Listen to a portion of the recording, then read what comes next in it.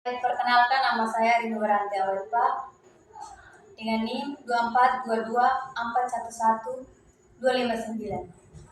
Kelas F, Prodi PGSD. Saya dari kelompok 8.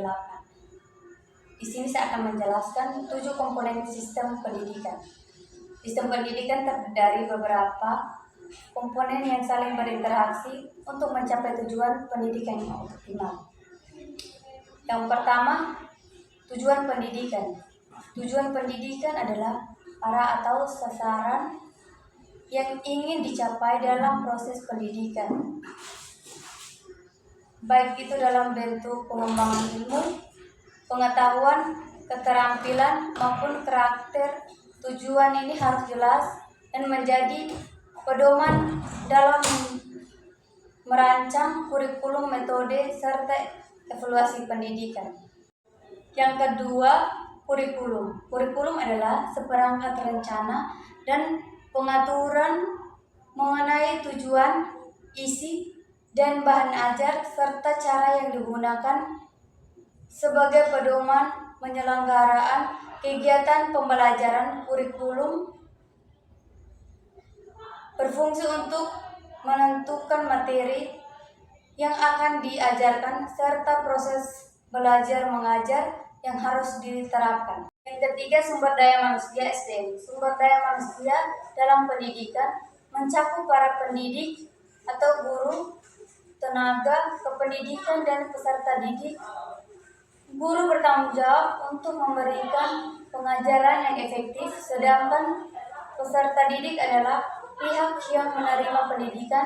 Kualitas SDM ini sangat menentukan keberhasilan pendidikan. Yang keempat, fasilitas dan sarana prasarana. Fasilitas dan sarana prasarana pendidikan meliputi segala hal yang diperlukan untuk mendukung proses belajar mengajar seperti ruang kelas, laboratorium, perpustakaan, media pembelajaran, dan teknologi pendidikan. Sarana ini harus mendukung proses pendidikan yang efektif dan efisien. Kelima, metode pembelajaran. Metode pembelajaran adalah cara atau strategi yang digunakan oleh pendidik untuk menyampaikan materi kepada peserta didik.